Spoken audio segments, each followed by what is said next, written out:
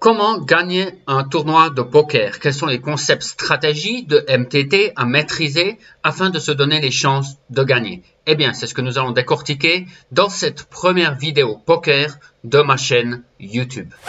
Pour ceux qui ne me connaissent pas, mon nom est Alain, je suis un joueur de tournois pro depuis 2015 où j'ai commencé d'abord sur les sites .com en ligne avant de transitionner aussi sur les tournois live comme vous pouvez le voir où j'ai eu la chance d'accumuler 8 victoires sur des tournois PokerStar, WSOP et WPT.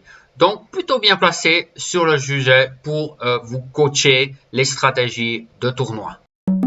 Alors aujourd'hui, nous allons décortiquer 4 thèmes principaux. Le premier étant la profondeur de stack et comment cela influence, si vous voulez, la force de notre main. Le deuxième sera le jeu short stack, donc partir à tapis, coller des all-in, partir à tapis par-dessus des relosses de notre adversaire.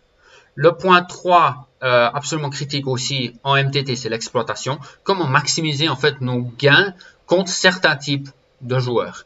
Et enfin, le point 4, c'est le MTT Mindset. Donc, les réalités du poker peuvent être souvent assez dures.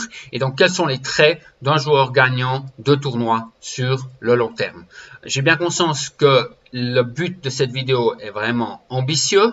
Et pour moi, l'objectif, c'est vraiment de vous donner les bases sur lesquelles ensuite vous pouvez approfondir par vous-même ou avec un coach ces notions de tournoi. Donc, accrochez-vous, ça va être intensif et n'hésitez pas à m'écrire dans les commentaires en dessous le concept MTT que vous allez d'abord travailler sur ce qu'on va parler aujourd'hui et ce que vous souhaiterez peut-être voir comme vidéo dans le futur. Alors, le premier concept que je veux aborder avec vous aujourd'hui, c'est vraiment le concept de profondeur de stack et comment celui-là en fait influence le choix de nos mains. Donc, quand on est deep stack, on parle d'un stack qui est plus grand que 60 big blind. On veut favoriser généralement des mains qui ont du potentiel, généralement des mains suitées ou connectées. Donc, par exemple, vous pouvez le voir ici, on a des mains comme 8-7 suitées, paire de 5 et 6-4 suitées. Avec ces types de mains, qu'on fait face par exemple à une relance d'un autre adversaire, disons une relance de début de parole à 3 big blinds et qu'on est au bouton, ici on peut théoriquement payer 3 big blinds pour gagner le pot actuel, mais aussi peut-être broke notre adversaire et gagner tout son stack. Donc on peut payer 3 big blinds pour potentiellement gagner, si le stack de notre adversaire est de 100 big blinds. Maintenant, ces types de mains vont commencer à moins bien performer plus on est short stack. Pourquoi? C'est le même concept que on ne va généralement pas assez gagner de big blind, pas assez gagner de jetons pour rentabiliser ces types de mains. Donc ces types de mains performent très bien au type deep stack. Maintenant qu'on est plus short stack, on veut généralement favoriser des mains qui sont plus Broadway, donc des mains avec des figures. C'est des mains, si vous voulez, qui peuvent faire des très bonnes top pairs. Donc ici, on a par exemple Roi 10, Dame 10, As 9. Donc il peut faire des top pairs et généralement quand on joue à un stack qui est peu profond, une top pair pourrait être assez suffisant pour partir à tapis, pour partir broke, alors qu'on est deep stack, cela est impossible. Il nous faut vraiment des mains qui sont beaucoup plus fortes, des types de mains comme brelan, des quintes ou des couleurs. Donc, short stack, c'est souvent plus des mains aussi qui ont des bloqueurs. Et donc, cette transition deep stack et short stack, elle se fait, si vous voulez, vraiment dynamiquement. Donc, par exemple, à 150 big blind, on va jouer toutes les mains suitées, connectées. À 100 big blind, on va en enlever quelques-unes. À 50 big blind, on va enlever la majorité. Et on va les remplacer par des figures, par des mains qui peuvent plus faire top pair. Donc, vraiment, cette transition se fait dynamiquement. Et c'est pas que si on passe de 60 big blind tout d'un coup à 59 big blind, qu'on va abandonner toutes ces mains suitées et qu'on va jouer que des mains dépareillées Broadway. Non, c'est vraiment une transition qui se fait dynamiquement. Donc, ce concept de profondeur de stack et comment ça influence le choix de nos mains et la force de notre main va s'appliquer, si vous voulez, à toutes les ranges. Donc, toutes les ranges, c'est tout l'ensemble de mains qu'on va jouer dans une certaine situation. Donc, ça peut être, par exemple, des ranges d'open, des ranges de flat call, des ranges de sur-relance, donc des ranges de 3 bêtes, des ranges de défense de la big blind. Donc, si vous voulez, la profondeur de notre stack va influencer toutes les ranges qu'on va jouer. Donc ici, par exemple, on a un exemple qui est une range d'open. du milieu de parole, où sur la gauche, on a une profondeur de stack de 25 big blind, et sur la droite, ici, on a une profondeur de stack de 100 big blind. Et comme vous pouvez le voir ici, quand on a une profondeur de stack de 100 big blind, ben, on joue souvent ces mains qui sont suitées et connectées, comme je vous l'ai dit. Donc ici, on va ouvrir au milieu de parole une main comme 5-4, 6-5, 8-7, 7-6, etc. Et le plus on devient short stack, vous voyez, le plus on va abandonner ces types de mains et on va les remplacer ici par des mains qui sont plus Broadway heavy, donc plus avec des figures qui puissent faire des top pairs. Donc, même concept ici pour les ranges de flat call, où on est par exemple au bouton et on fait face à une relance de début de parole, donc comme je vous ai montré l'exemple avant, et bien ce qu'on va pouvoir coller à 20 big blind et ce qu'on va pouvoir coller à 100 big blind va vraiment être très différent. Donc comme vous pouvez le voir ici sur la droite, ici on a une range de call du bouton contre une relance du début de parole à une profondeur de 100 big blind. Ici, on va jouer exactement des mains comme 5-3, 6-4, 7-5 suité, 8-6, etc., etc. Alors que ces mains vont principalement être abandonnées d'une range de boutons de 20 big blind, comme je vous l'ai dit, car on n'a pas assez de cote implicite pour jouer ce type de main et qu'on veut jouer à ce type de profondeur vraiment des mains qui puissent faire top pair et théoriquement partir un tapis avec une relation entre le stack et le pot qui est faible. Maintenant, en poursuivant sur ce concept de profondeur de stack, il faut être vraiment vigilant sur qu'est-ce qu'est le stack effectif. Le stack effectif, c'est le stack le plus petit qui est entre deux joueurs. Et donc, c'est ça qui va déterminer, si vous voulez, la profondeur à laquelle, en fait, on joue. Donc ici, on a par exemple un exemple d'un jeu où on joue au blind 500 et 1000. Donc théoriquement, nous sommes au bouton avec 100 000, donc on a 100 big blind. Mais comme vous pouvez le voir ici, la small blind, la petite blind a 20 big blind et la grosse blind à 50 000 jetons, donc 50 big blind. Donc ici, la range qui fait foi, le stack effectif, si vous voulez, c'est une range de 20 big blind. Et donc, au lieu de relancer une range qui sera très large, comme on le relance généralement au bouton quand on a une profondeur de 100 big blind, on devra resserrer notre range et jouer plus une range qui sera comme une range de 20 big blind. Donc, très important, comme concept ici, c'est d'analyser les stacks des vilains qui sont ici dans la main ou derrière. Donc, si quelqu'un a limpé ou a relancé avant nous, eh bien, vraiment étudier son stack et quels sont les stacks aussi, si le pot n'a pas été ouvert, quels sont les stacks qui sont derrière nous. Donc, ça, c'est quelque chose de l'observation qui est vraiment critical en tournoi. Il faut regarder soit devant et derrière soi pour vraiment faire la meilleure décision par rapport au type de main qu'on veut jouer. Maintenant, autre concept, et dernier concept en ce qui concerne la profondeur de stack, c'est ce concept de SPR. Donc le SPR, c'est le stack effectif post-flop divisé par la taille du pot. Et ça va déterminer, si vous voulez, la force de notre main et la range qu'on pourra partir à all-in post-flop. Plus le SPR est petit, plus on pourra avoir de mains avec lesquelles on va pouvoir partir et go broke. Partir à tapis et go broke. Donc, par exemple, des paires ou des choses comme ça seraient suffisants pour partir à tapis. Alors que plus le SPR est grand et élevé, plus nous avons besoin de mains vraiment qui sont très fortes pour pouvoir partir à tapis, pour pouvoir go broke. Donc, généralement des couleurs, des quintes ou des brelans. Ici, on a l'exemple d'une relance de bouton qui a relancé deux fois au blind 1000-2000 cette fois, avec des entêts de 100.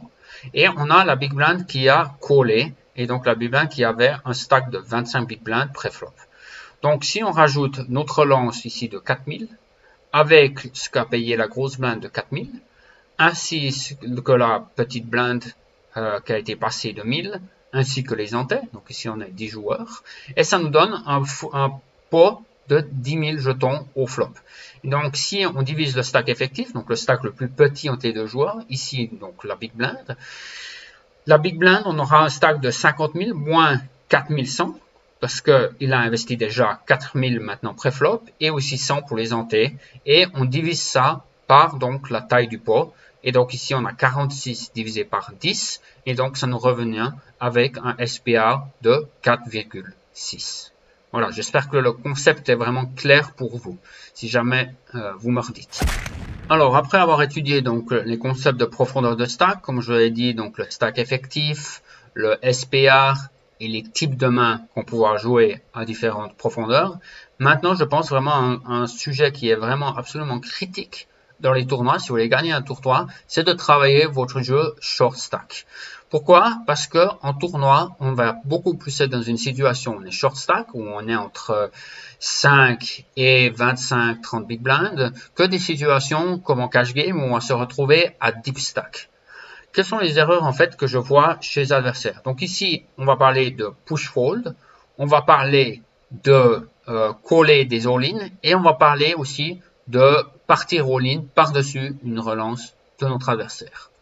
Donc ici, les erreurs typiques généralement que je vois chez mes étudiants, c'est qu'ils partent all-in beaucoup trop serrés en fin de parole. Donc ils ont par exemple un stack de 8 à 12 big blind et ils vont vouloir généralement attendre une main qui est vraiment bonne, une main qui est plus premium pour partir à tapis. Et cela c'est généralement une faute. Pourquoi? Parce que quand on est short stack, il y a déjà beaucoup dans le pot. Il y a par exemple un big blind de la grosse blind, une demi-big blind de la petite blind et un big blind par exemple de hanté. Donc, quand on a 8 big blind et quand on part à tapis à 8 big blind et que tout le monde fold, et on gagne en fait 2,5 big blind, donc on augmente nos stacks par plus de 25% simplement en partant all-in à tapis. Et donc, ça nous demande de partir à tapis. Ici, on a un exemple de range de boutons à 10 big blind, de partir tapis avec une range qui est beaucoup plus large que la plupart des joueurs vont vouloir partir à tapis avec. Maintenant, une autre erreur que je vois typiquement, c'est de partir à tapis avec des mains trop marginales à 15-20 big blind. Donc en fait, quand on a 15-20 big blind, on a déjà encore un stack avec lesquels on peut faire pas mal de choses. Après, on peut ouvrir, on peut relancer à tapis sur une relance adverse. Et donc, partir à tapis avec, par exemple, une main comme As-10 off à 15-20 big blind est profitable, oui, tout à fait. Mais pour être plus profitablement joué, simplement en relançant à 2 big blind et ensuite faisant une décision si on fait face à un tapis ou jouer post-flop si vous voulez. Donc généralement, on est profitable en partant à tapis avec beaucoup de mains à 15-20 big blind, mais on pourrait jouer plus profitablement et réduire cette variance de tournoi en simplement relançant à 2 big blind à ces profondeurs de stack. Maintenant, dernière erreur que je vois généralement dans les push fold, c'est quand la table donc s'est foldée à vous en petite blind et que vous faites face à une grosse blind, vous avez tendance généralement à ne pas assez partir à tapis. Donc il y a un manque d'adaptation en petite blind par rapport à qui est à la grosse blind. Donc généralement il y a beaucoup de joueurs qui vont être très serrés en big blind quand ils doivent coller, si vous voulez, un tapis de la small blind. Et donc, il y a certaines situations où on pourrait reconnaître que la big blind est trop serrée et on pourrait partir à tapis, si vous voulez, avec n'importe quelle carte, avec 100% de notre range. Donc ça, c'est vraiment important pour vous d'identifier quel type de joueur on a en big blind et de faire l'adaptation nécessaire, donc exploitation, qu'on va voir dans le chapitre 3, pour partir à tapis avec n'importe quelle main, car le plus souvent, notre adversaire va folder et on va gagner les blindes et donc accumuler, maintenir notre stack à ces profondeurs dans le tournoi. Maintenant, par rapport à ce qui est de coller des all-in, là aussi, je vois pas mal d'erreurs qui sont généralement de coller des all-in trop serrés en bataille de blindes. Donc, par exemple, comme avant, je vous avais dit que vous pouvez exploiter vos adversaires en petite blinde, si vos adversaires en grosse blinde fold trop demain face à all-in, et ben si vous voulez, on renverse la situation et maintenant c'est vous qui êtes en grosse blinde et vous allez généralement aussi coller trop serré face à une all-in de la petite blinde. Donc vraiment ici, je pense, une des solutions, c'est vraiment de travailler avec des calculateurs de push-fold range, comme je vous ai noté là en bas, comme Hold'em Resources, Ilsemizer ou Snapshot. Maintenant, une autre erreur que je vois assez généralement en tournoi, c'est de coller des all-in qui sont beaucoup trop larges, qui sont beaucoup trop conséquents, 15-20 big blind, contre des joueurs qui sont serrés. Alors, contre des joueurs qui sont serrés, qui vont pas partir avec tapis, avec beaucoup de mains, on a besoin de mains beaucoup plus fortes. Pourquoi? Parce que nos cotes, quand on fait face à un all-in de 15-20 big blind, elles sont beaucoup plus mauvaises que si on fait face à des all-in de 8 à 12 big blind. Aussi du fait que la range de notre adversaire est serrée, on a besoin de mains plus fortes pour avoir les cotes contre sa range avec laquelle il va partir all-in. Maintenant, une dernière erreur que je vois concernant de coller des all-in, c'est de ne pas coller ici quand on a des très bonnes cotes. Comme par exemple, vous faites face à un adversaire qui a fait tapis à 6 big blind ou 7 big blind. Il y a certaines situations, si vous voulez, vous devez presque coller n'importe quelle carte ou vous devez coller une range qui est très large. Donc ici, même chose, travaillez avec les calculateurs, les softwares de push-pull ranges. Tous ces softwares, je crois, ont des périodes d'essai, donc vous pouvez les essayer. Finalement, le dernier concept du jeu short stack, c'est le concept du re-shove, du re-jams. Qu'est-ce que ça veut dire? C'est-à-dire quand on a un adversaire qui a relancé pré-flop et que nous pouvons partir par-dessus cet adversaire, donc 3 BT, mais 3 BT all-in avec notre main. Alors ce que je vois chez beaucoup de joueurs, c'est de re-jam, donc de repartir all-in avec des mains beaucoup trop qui partir all-in trop serré, si vous voulez, de toutes les positions. Que ce soit, par exemple, comme vous êtes en petite blinde, face à une range de boutons, quand vous êtes au bouton, face à un open du milieu de parole, c'est généralement, vous allez jouer trop serré. Et donc ça, c'est important de prendre ces spots avec des mains un petit peu plus marginales, car ça peut être des spots très profitables. Quand on a déjà 2,5 big blind dans le pot, plus une relance adverse, par exemple, de 2,5 big blind, on a donc des situations où on peut risquer 15 big blind de notre stack pour gagner ce qu'il y a dans le pot de 5 big blind et donc augmenter de nouveau nos stacks par 25%. Et c'est ce qui permet en fait vraiment aussi, quand on joue à des profondeurs stack très basses, de maintenir son stack dans le tournoi. Un autre critère, une autre chose que je vois aussi sur les joueurs de tournoi, c'est, je pense, de surjouer certains types de mains à des grosses profondeurs de stack. Des mains comme As-Dame, As-Valet, Paire de 9, Paire de 8, ou en partie all-in pour beaucoup trop de big blind quand la range de notre adversaire contient que des mains qui nous dominent en fait. Et dernière chose, c'est quand on open ici, quand on ouvre le pot, je vois une tendance de surfolder des petites paires face à un re-jam. Donc, par exemple, vous ouvrez le pot avec 2,5 big blind, avec une paire de 3 ou paire de 4, et vous allez constamment folder sur des all-in de 12, 13, 14 big blind de votre adversaire. Alors que généralement, face à cet adversaire, vous avez généralement les cotes pour aller voir un all-in, voir l'abattage, donc avec votre petite paire. Ici, ce que j'ai comme exemple, c'est une range de petites blindes à 15 big blind contre une ouverture du bouton. Et donc, comme vous pouvez le voir ici, on va relancer, partir à tapis avec une range très large en rouge, donc presque toutes les mains, et coller certaines mains en jaune, où on va balancer une range qui contient des as avec une range qui contient des mains suitées. Alors finalement, partie 3 de cette petite vidéo, l'exploitation. Alors, première chose qu'il faut savoir, c'est que les gains au poker viennent de l'exploitation de joueurs qui sont plus faibles. Donc généralement, on va vouloir targeter, cibler des joueurs qui sont plus faibles, donc par exemple les fiches passifs ou les fiches volatiles. C'est de ces types de joueurs qu'on va avoir probablement le 80% ou plus de nos gains. Donc, c'est par exemple l'exemple qu'on est dans un océan. Et dans un océan, on va plus vouloir s'attaquer, si on est un requin, à des poissons, qu'on va vouloir s'attaquer à des autres requins. Donc, vraiment, scanner la table avant d'ouvrir, savoir qui est derrière, qu'est-ce qu'on a comme type de joueur, en petite blinde, en grosse blinde, au bouton, en position. Et grâce à ça, faire une stratégie d'open. Ici, je vous ai mis deux profils de nos adversaires. On a le fiche passif et le fiche volatile. Et on a aussi le joueur régulier qui joue très serré et le joueur régulier, très bon joueur agressif. Donc, fiche passif, quels sont en fait ces leaks, si vous voulez? C'est qui joue avec beaucoup trop de mains. Donc, il a un VPIP, il va mettre volontairement de l'argent dans le pot avec 37% de mains, ce qui est beaucoup trop élevé.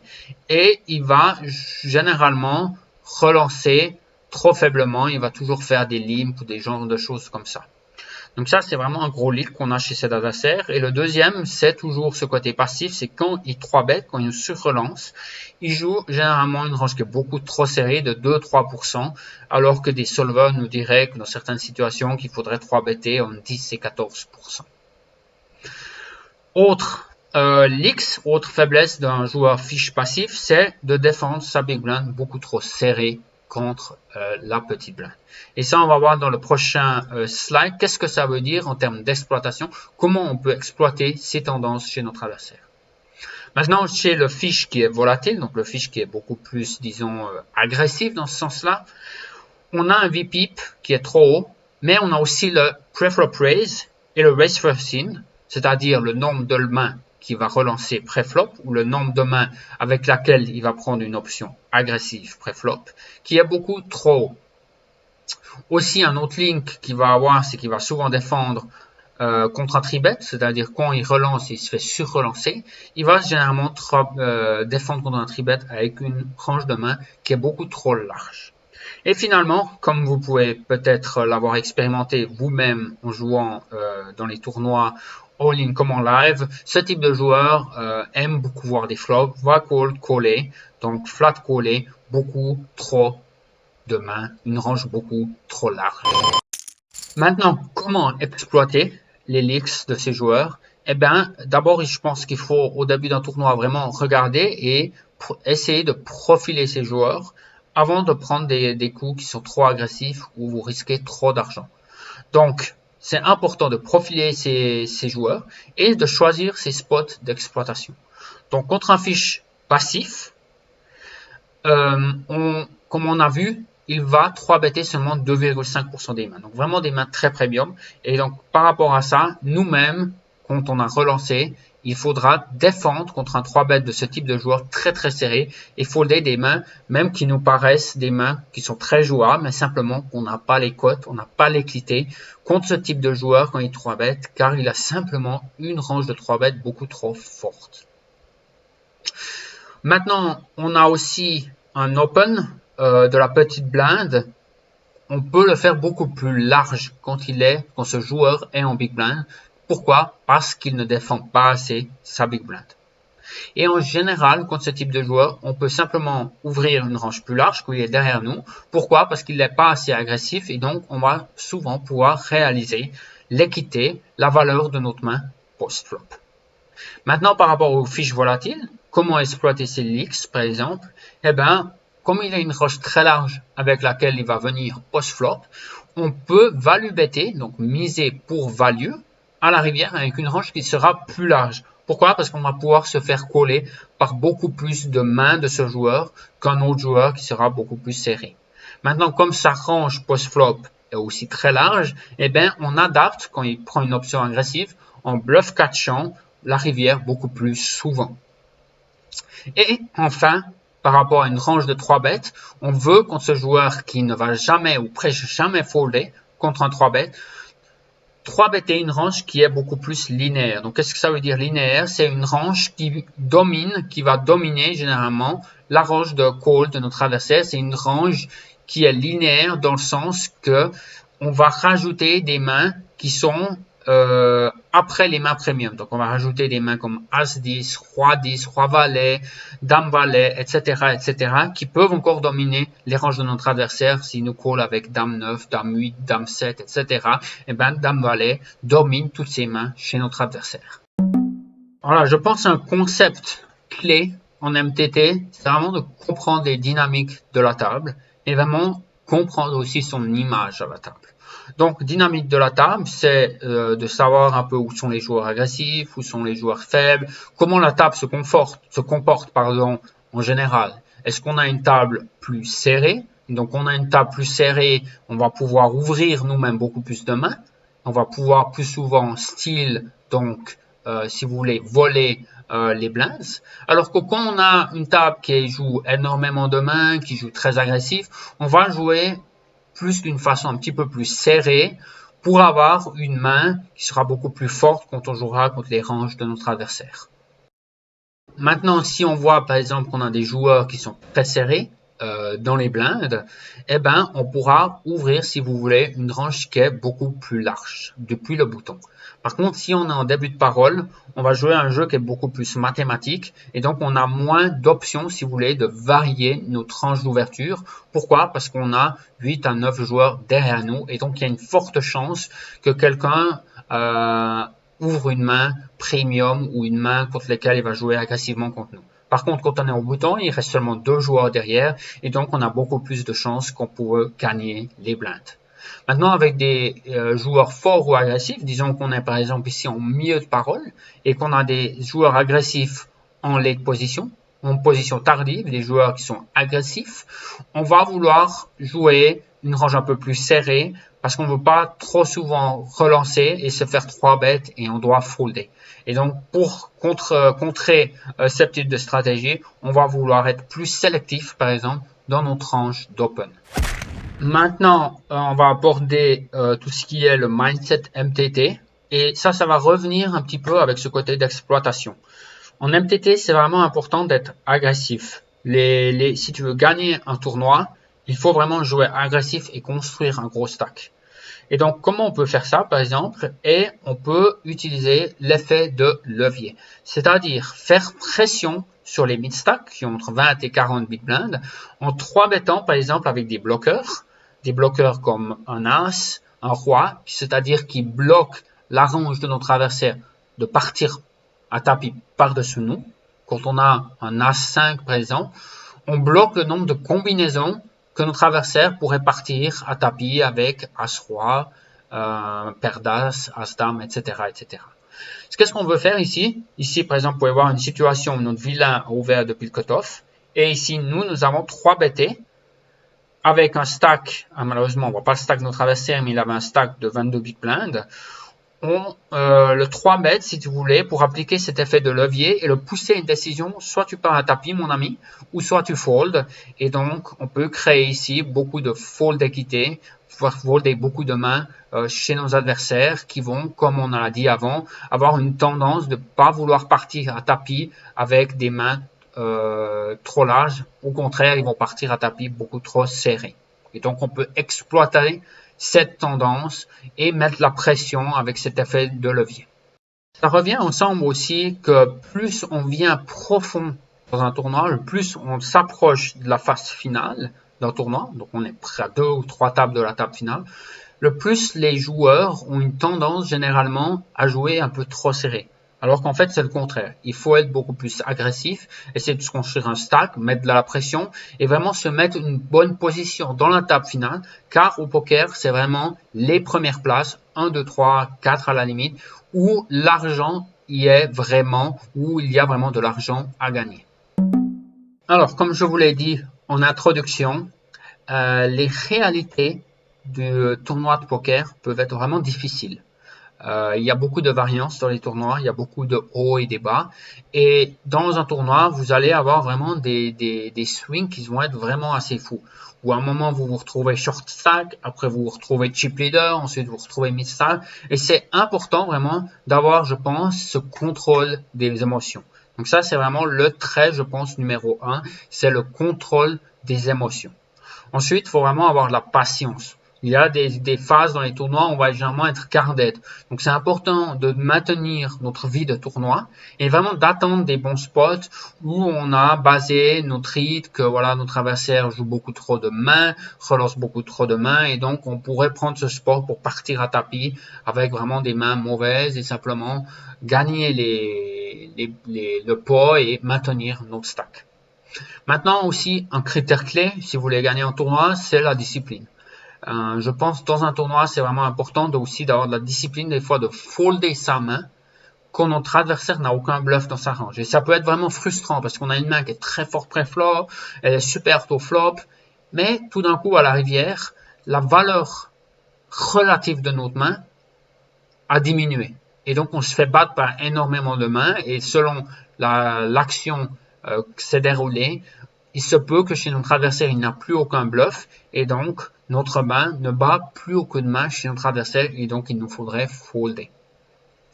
Maintenant un autre point clé c'est vraiment l'observation. Comme je vous avais dit avant, il faut regarder avant d'ouvrir par exemple qui est derrière nous. Qu'est-ce qu'on a? On a des joueurs agressifs, actifs, passifs, volatiles. Qu'est-ce qu'on a comme type de joueur et qu'est-ce que ça veut dire pour notre stratégie.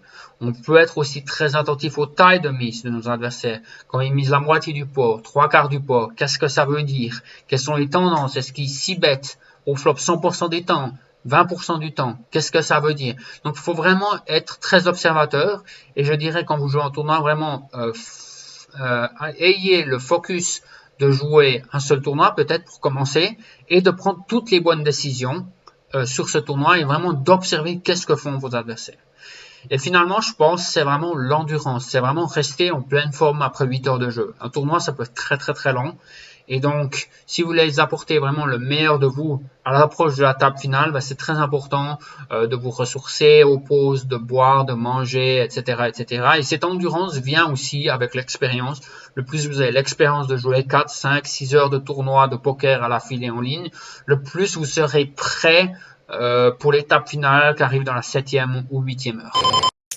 Donc, beaucoup de concepts qu'on a abordés aujourd'hui. N'hésitez pas à revenir dans la vidéo et à m'écrire sur quel type de concept vous voulez que peut-être je m'approfondisse sur les prochaines vidéos et vraiment quel type de travail maintenant vous allez faire sur votre jeu.